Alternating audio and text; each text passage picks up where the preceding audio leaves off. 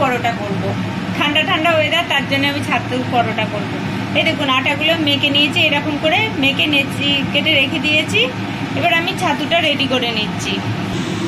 এতে 2 চামচ ছাতু আছে, আর এতে আমি 1 গেট আদা কোড়া, একটু বিট নুন, 2টো কাঁচা লঙ্কা ছোট ছোট করে কুচি নিয়েছি, একটু কালো জিরে, একটু লঙ্কা গুঁড়ো, 1/2 চামচ জিরে গুঁড়ো, স্বাদের জন্য একটুখানি চিনি, আর জোয়ানটা হাতে রগড়ে নিয়েছি। এবার সব কিছু এতে দিয়ে দিচ্ছি।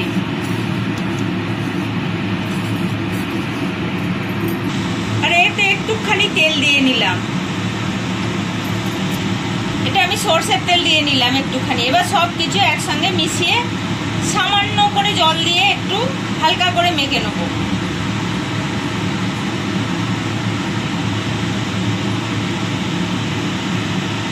অল্প করে জল দেবো, দিয়ে হালকা করে মেখে নেবো খালি। এটা খুব মানে ডালাও হবে না, এমনি ঝুরঝুরে পাড়াই হবে। এই দেখুন ছাতুটা এরকম করে মেখে নিয়েছি। এটা মুঠো করলে এই দেখুন ডালাও হয়ে যাচ্ছে। দিয়ে আর এতে জল দেবো না, এরকম করে মেখে নিয়ে এবার আমি একটা একটা পুর রেডি করব। প্রথমে আটার খোলটাকে এরকম করে গর্ত করে নিচ্ছি, নিয়ে এটাকে টিপে টিপে পুর দেবো।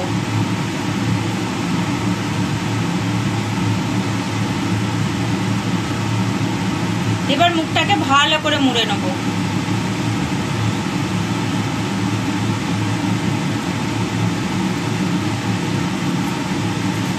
নিয়ে এরকম গোল পাকিয়ে একটা বেলবো। এই দেখুন আর একটা মোড়া আপনাদের দেখিয়ে দিচ্ছি।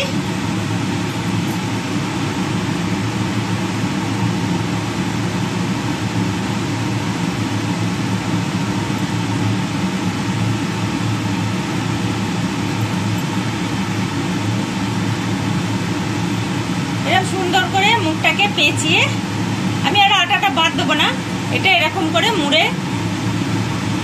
পাকিয়ে নেবো। এবার সব কটা পুর ভরে রেডি করে নিই, তারপর আপনাদের দেখাচ্ছি।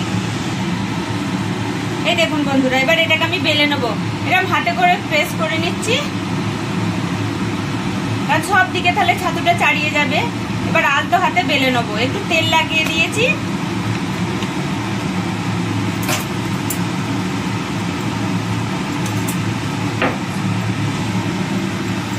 এই দেখুন আলতো হাতে বেলে নিচ্ছি।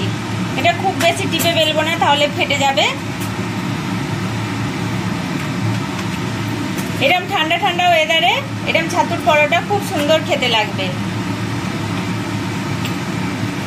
এই দেখুন আর বেলবো না। এবার চাটুটা গরম হয়ে গেছে, আমি এতে দিয়ে দিচ্ছি।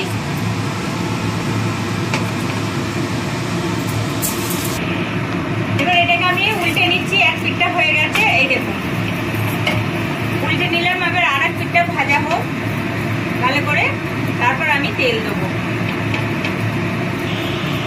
এই দেখুন আর এক পিঠটা উল্টে নিচ্ছি। দেখছেন একটু একটু লাল লাল ভাজা হয়ে গেছে, এমনি ফুলে যাচ্ছে।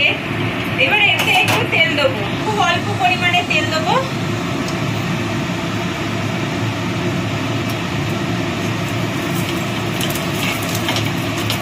দেখছেন পরোটাগুলো কিরকম ফুলে যাচ্ছে।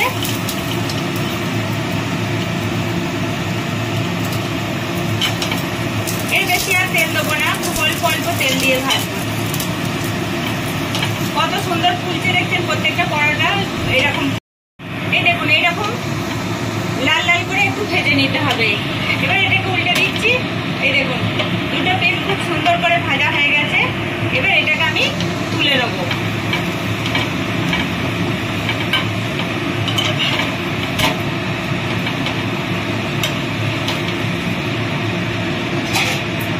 এই দেখুন এইটা আমি তুলে নিচ্ছি।